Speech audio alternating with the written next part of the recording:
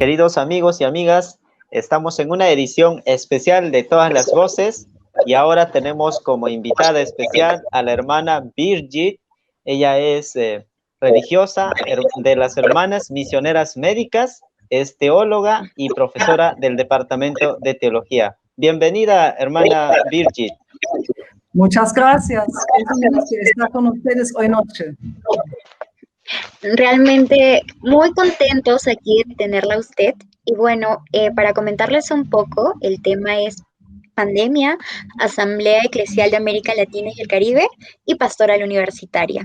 Así que Jesús iniciará con la primera pregunta.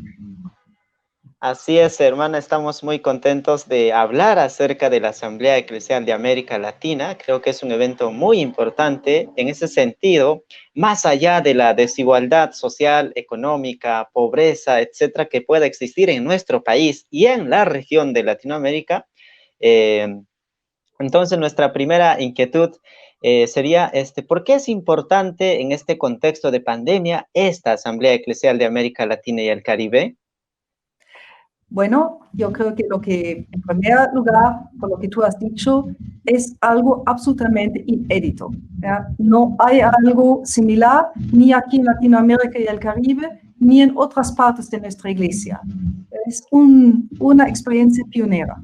Y el Papa nos ha recordado, estamos como iniciando un camino novedoso y en estas experiencias también hay mucho interés en la iglesia a nivel universal de aprender, de enriquecer su propio caminar, porque en 2023 vamos a tener un gran sínodo de los obispos sobre el tema de la sinodalidad.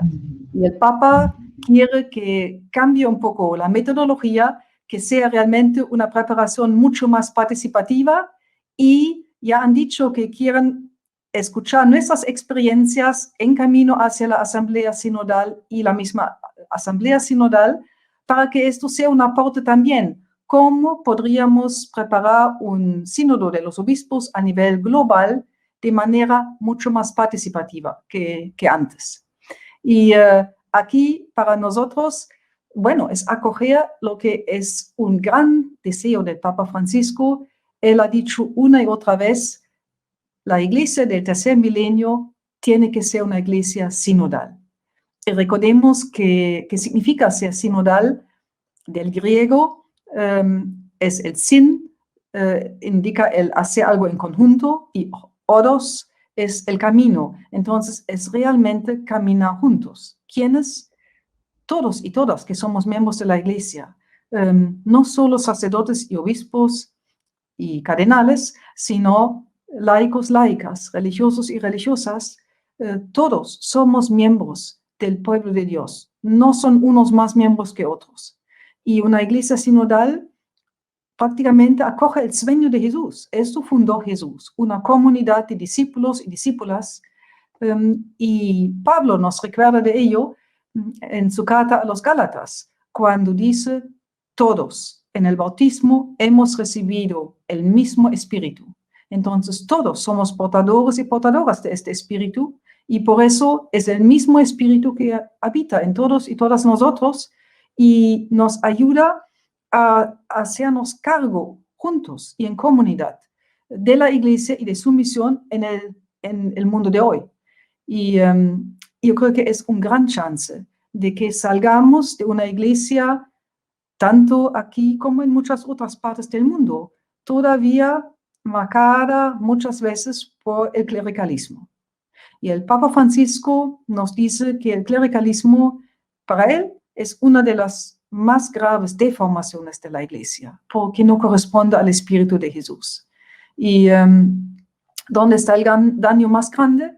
De que el clericalismo prácticamente es un obstáculo grave para poder percibir los dones que el Espíritu da a todos los miembros de la iglesia y por el bien de la iglesia y para que la iglesia con mayor profundidad, mayor convicción y autenticidad viva su misión. Y es el Espíritu que nos recuerda, hay que escuchar el grito de los pobres y el grito de la tierra. Y por ello el Papa insiste tanto en el camino sinodal Y yo tuve la suerte, y fue un gran regalo, de poder estar presente en el Sínodo de la Amazonía. Y el Papa ahí gozó el caminar juntos, y él dijo, con cada sínodo en Roma que se realiza, como damos un paso más para aprender qué significa ser una iglesia sinodal. Y yo creo que por eso él espera que la experiencia aquí en Latinoamérica sea un pasito más que nos ayude también en toda la iglesia vivir una conversión profunda, porque si pensamos solo el clericalismo hay en sacerdotes o en obispos, nos equivocamos. También está en nosotras religiosas, está en religiosos, está en laicos y laicas. Me recuerdo siempre de un obispo muy comprometido en América Latina, en Brasil, Pedro Casaldáliga, fue poeta también. Y en uno de sus poemas, que es a la vez una oración, él dice, Dios, guárdanos de laicos y laicas con espíritu clerical. ¿Ya? Entonces dice, y también dice, guárdanos y cuídanos de sacerdotes que viven con este espíritu, pero también laicos y laicas. Entonces, todos necesitamos vivir esta conversión, a aprender a hacer camino juntos, responsabilizarnos por nuestra iglesia, por la vivencia auténtica de nuestra fe y escucharnos mutuamente. Para concluir, una iglesia sinodal debe ser una iglesia capaz de aprender a escuchar, y eso cuesta muchas veces. Eso el padre Pedro Hughes lo dijo en un foro en estos días. Él mismo como sacerdote dijo, yo reconozco, a nosotros los sacerdotes nos cuesta, estamos tan acostumbrados a instruir, a enseñar, a orientar, pero un camino sinodal nos pide en primer lugar escuchar y aportar nuestra palabra, pero escuchando primero. Y creo que esto es para todos nosotros, escucharnos mutuamente y en esta escucha respetuosa, abierta, percibir por donde sopla el Espíritu. Y entonces sentirnos todos y todas convocados a poner nuestra palabra valientemente, donde podemos intuir, por ahí sopla el Espíritu y nos ayuda a ver que sería importante vivir con mayor convicción, con mayor profundidad en la iglesia, que tiene que cambiar, por donde todavía hay elementos de falta de vivir con coherencia en nuestra fe.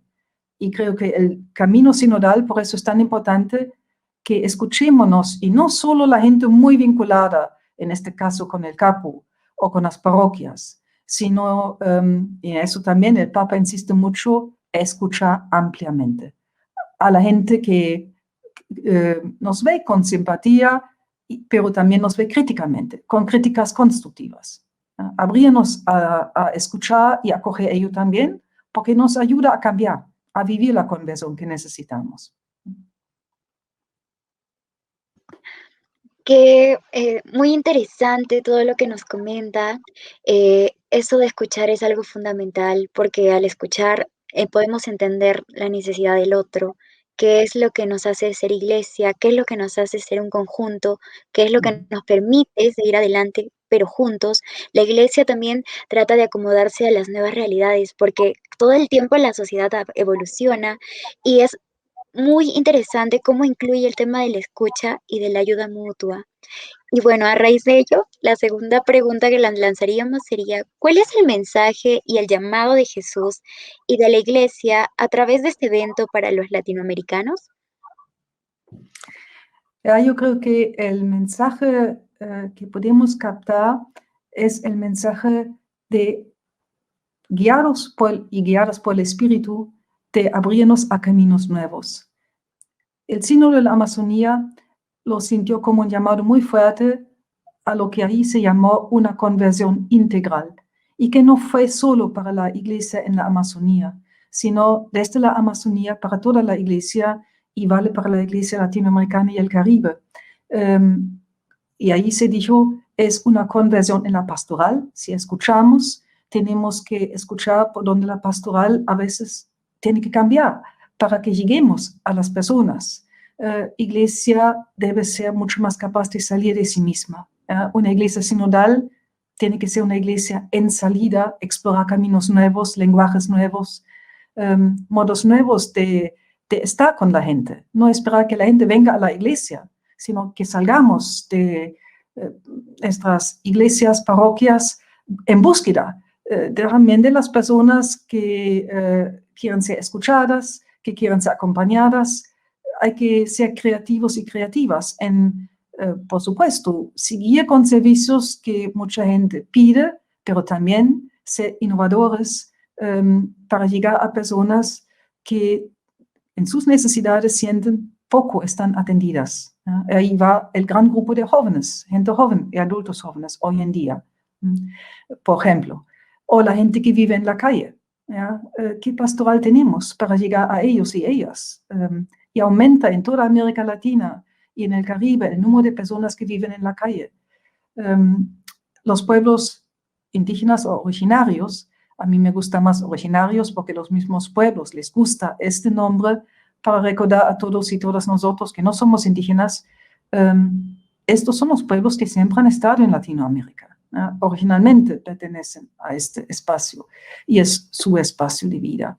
Y el Sínodo de la Amazonía mostró, hay que cambiar modos de hacer pastoral, incluyendo a los mismos pueblos originarios, en cómo forjar una pastoral. Es la escucha, es las necesidades de ellos, modos de entender, de inculturar la palabra de Dios, la celebración de la fe, y también las acciones, ¿ya? Que respondiendo a necesidades que las personas manifiestan, que grupos de personas manifiestan.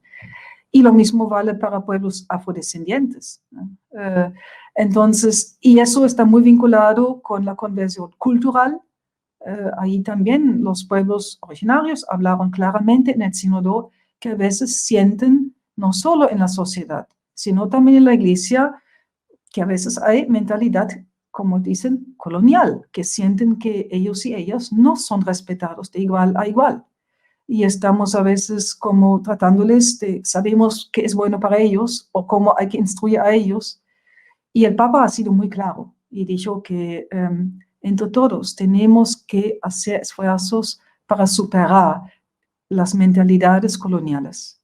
Y él pidió disculpas también por las heridas que la Iglesia ha afligido a pueblos originarios de nuestro continente, y creo que por ello el camino sinodal es un aprendizaje también de aprender en las relaciones humanas, como tú dijiste, escucharnos en nuestras necesidades, con nuestras visiones del mundo, desde nuestros diversos contextos, con nuestros diversos lenguajes, pero somos sujetos, ¿ya?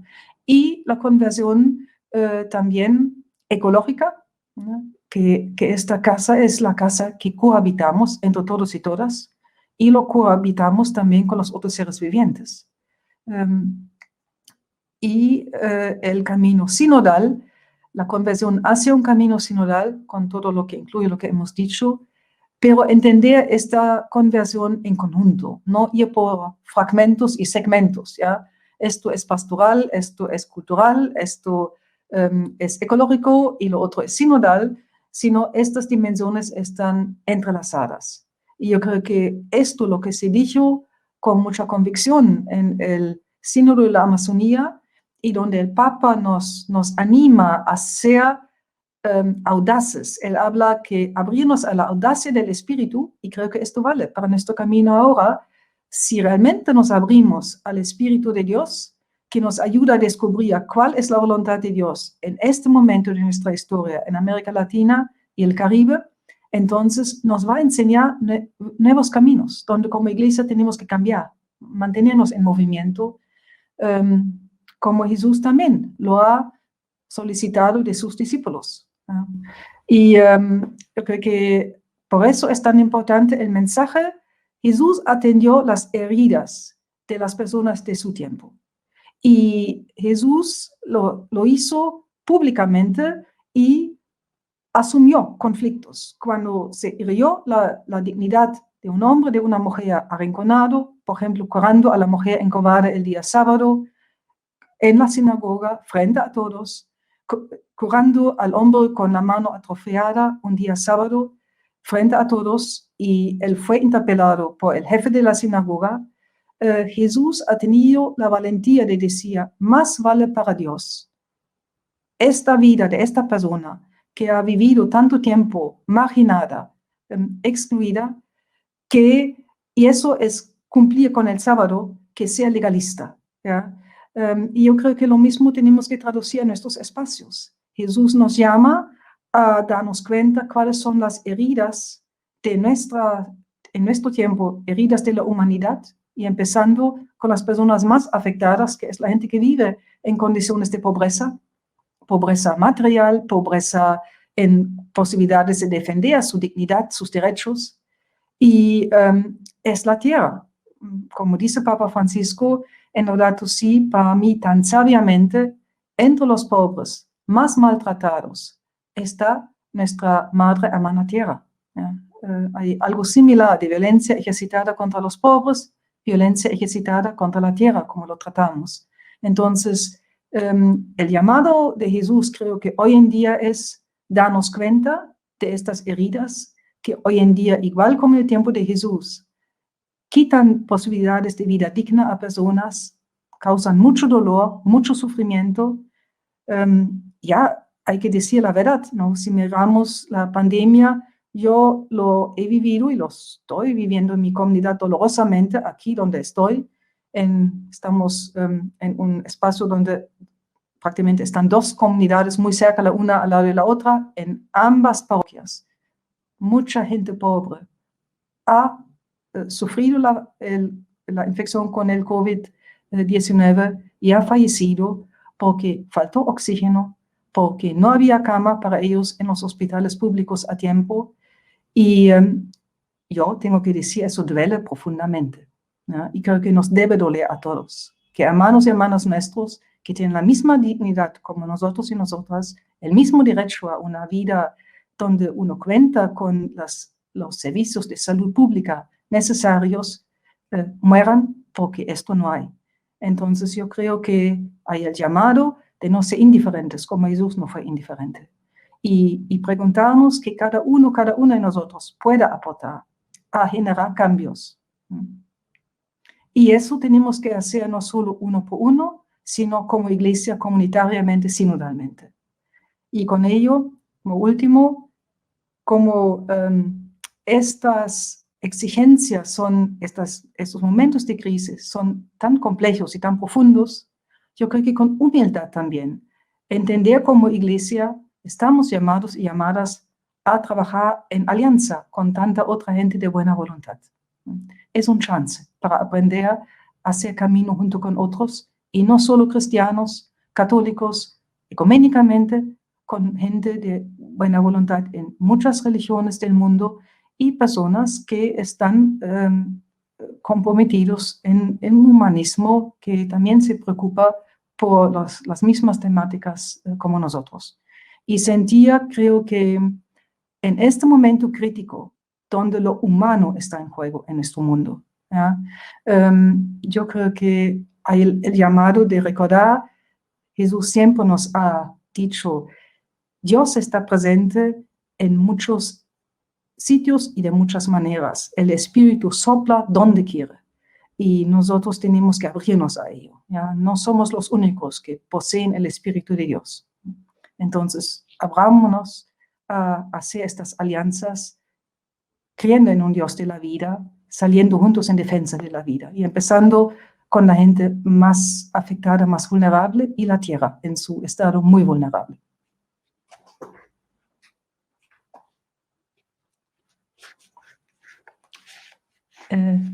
Sí.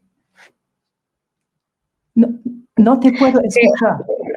Creo que Jesús está teniendo unos problemas técnicos, pero bueno, la siguiente pregunta que tendríamos, ¿cómo podríamos generar espacios de escucha en la pastoral universitaria, sobre todo en la Universidad Católica, en la Pontificia Universidad Católica?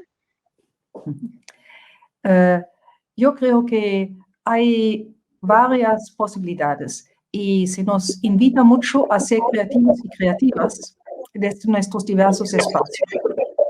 Uno, son como grupos de reflexión que se pueden generar en Zoom. Y hay en la página de la Asamblea Eclesial en la sección que dice escucha, hay, según el documento para el camino, donde están nombrados los signos de nuestro tiempo, los más impactantes, empezando con la pandemia, hay cuestionarios. Entonces, una opción es decir, cuando un grupo de jóvenes que, por ejemplo, dice el signo del tiempo que tiene que ver con una economía que va cada vez más a costa de las personas y a costa de la tierra, hay lo que se dice, de reflexionar en el documento, nos apuntamos y queremos trabajar con estas preguntas, o igual se puede invitar a jóvenes, a estudiantes, hombres y mujeres, a decir, queremos un foro temático, nos interesa desde nuestra profesión, economía de Francisco y de Clara, ¿qué significa esto para nosotros, gente joven? ¿Qué podemos aportar? ¿Qué queremos aportar? Y se comparte. Estos foros, bueno, hay dos modos. Uno es acoplarse a foros ya existentes que ofrece la plataforma que funcionan a nivel de Latinoamérica. O yo creo que en este caso sería interesante un foro temático para estudiantes sobre un tema, este tema, o otro grupo puede decir, me apunto sobre el tema de la mujer, ¿ya? Y su mayor rol y participación en la iglesia. Entonces, una persona que modera, inscribe el foro y quienes quieren participar se inscriben digitalmente en las oficinas del CAPU y se establece este foro y la gente se pone de acuerdo. Si solo quieren una sesión, si dicen no, queremos 2 sesiones o quizás 3 sesiones. Y se ve que si hay el permiso, se graba esto, porque esto ayuda después que un pequeño equipo genere de esto un texto con las ideas más importantes, ¿ya? Esto es donde coinciden muchas personas, lo que piden, lo que quieren dar de su aporte, y también si hay 2 puntos quizás muy diversos, es importante nombrarlo, decir, una parte piensa así y la otra parte de nuestro grupo tiene por tales razones tal posición. Y esto, que es un poco lo que engloba lo más importante, se sube después a la plataforma del proceso de escucha. Entonces, yo creo que esto sería muy bueno.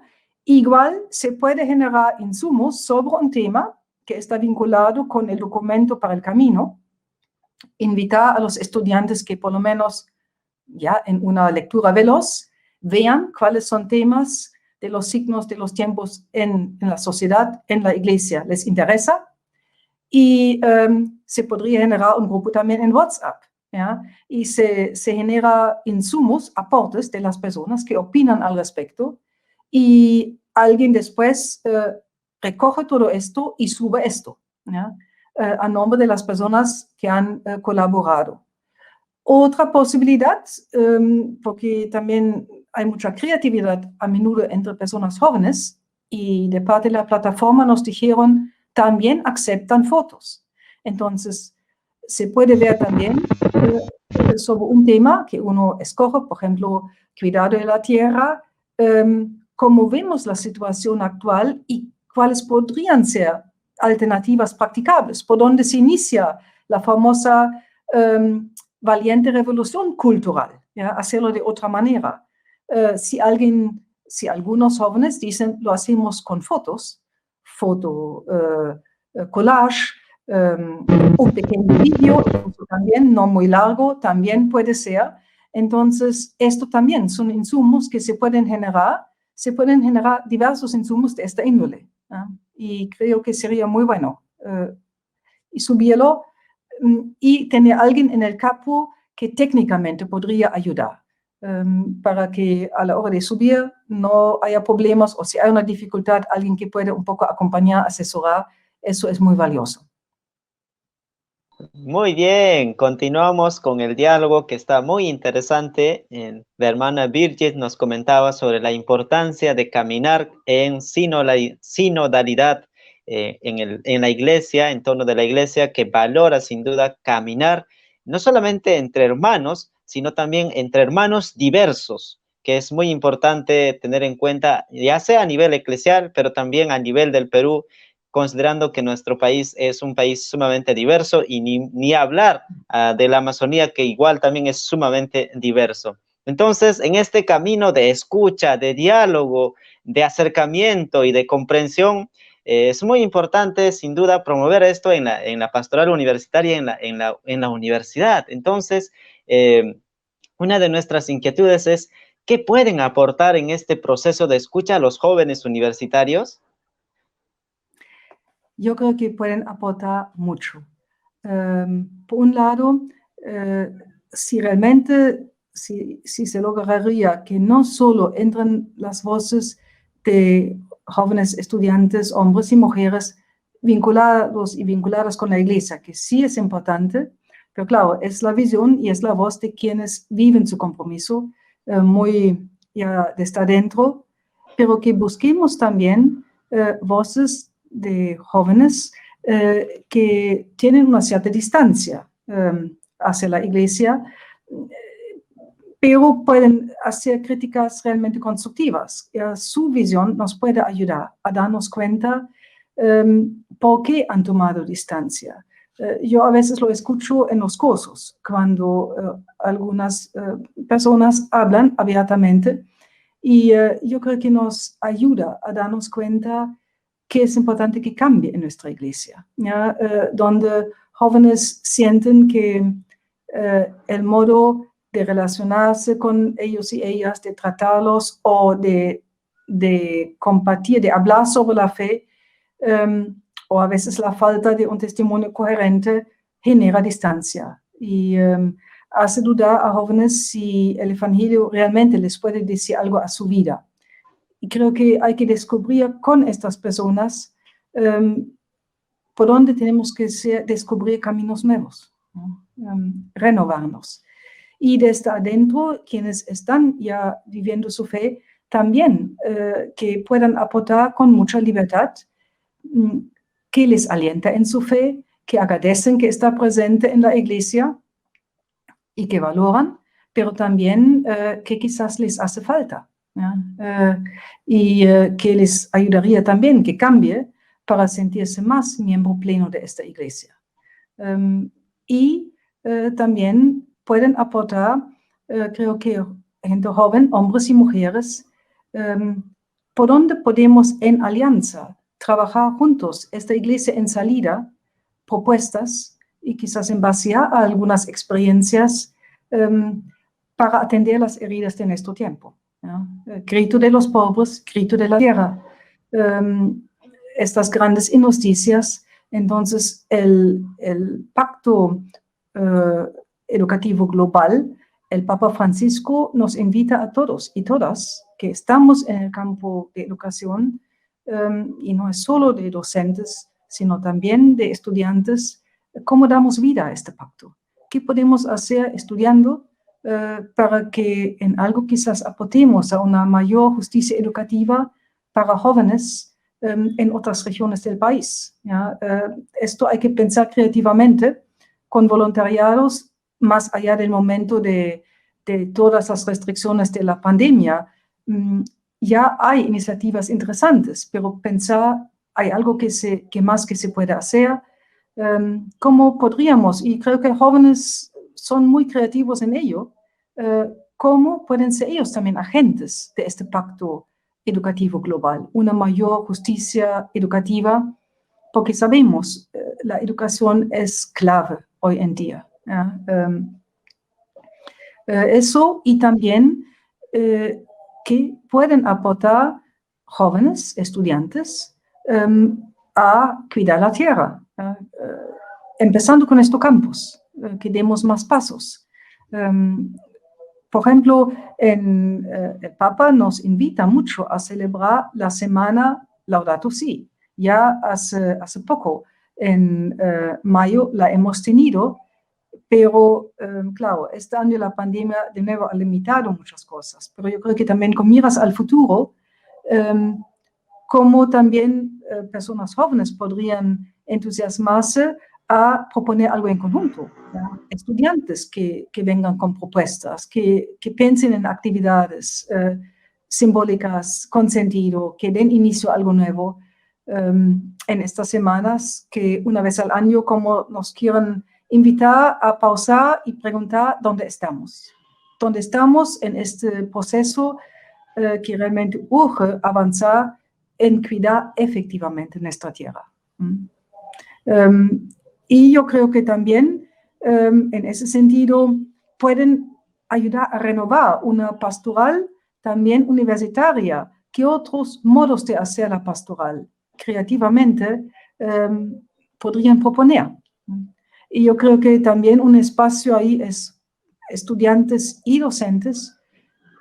Creo que lo sinodal por lo menos nos pregunta también, ¿habrá algo más que podríamos hacer desde la pastoral universitaria nuestra como un espacio de reflexionar juntos, estudiantes y docentes, sobre temas que nos realmente conciernen a todos, que son importantes existencialmente para nosotros, y donde también respecto a los temas vinculados con la educación, el pacto educativo global, también la economía de Francisco de Asís y de Clara, pensar una economía de cuidar la tierra, de cuidar los bienes comunes y también cuidar realmente la casa común de todos y todas.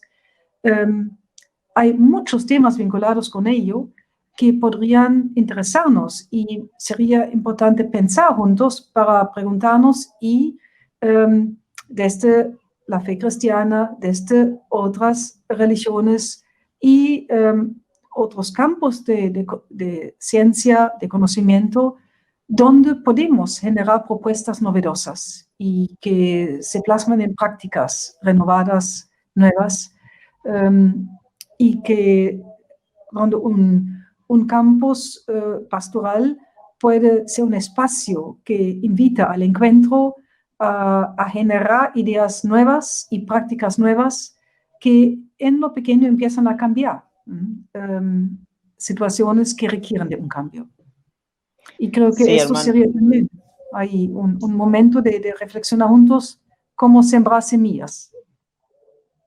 Sí, muy interesante lo que nos comentas y nos dices sobre el aporte y la importancia, digamos, de la participación de los estudiantes en este proceso y también cómo a través de la visión y también de las inquietudes que se pueden ir gestando en ellos, se puede llegar también a propuestas novedosas y que nos puedan ayudar con creatividad a afrontar situaciones concretas, ¿no? Como has mencionado también el cuidado del medio ambiente, que es muy importante promoverla. Entonces, en ese sentido también, y también con esa lógica de la sinodalidad, pensando también en los profesores, como has mencionado, también en los administrativos, ellos cómo pueden aportarnos en este proceso de escucha. Yo creo que hay un tema que concierne a estudiantes y a docentes y también los administrativos. ¿Qué educación requieren estos cambios profundos hacia una ecología más integralmente entendida, que abarca las cuestiones de justicia social, de cuidado de la tierra, de también cuidar los bienes comunes, de comprometernos en cuidar la vida, una ética del cuidado de la vida? ¿Qué educación necesitamos? Que estudiantes digan, más allá de o junto con los conocimientos de sus disciplinas académicas, ¿qué educación esperan poder recibir o poder, por lo menos uno es también sujeto de su propio proceso formativo, pero hay otros que pueden ayudar, ofrecer elementos? ¿Qué sienten ellos y ellas necesitan de formación, educación para poder responder a los retos de hoy en día y a las heridas de la humanidad y de la tierra? Eso es mucho más integral que solo aprender lo estrictamente académico el conocimiento que tu disciplina te puede ofrecer. Por supuesto, es muy importante, pero no es suficiente hoy en día.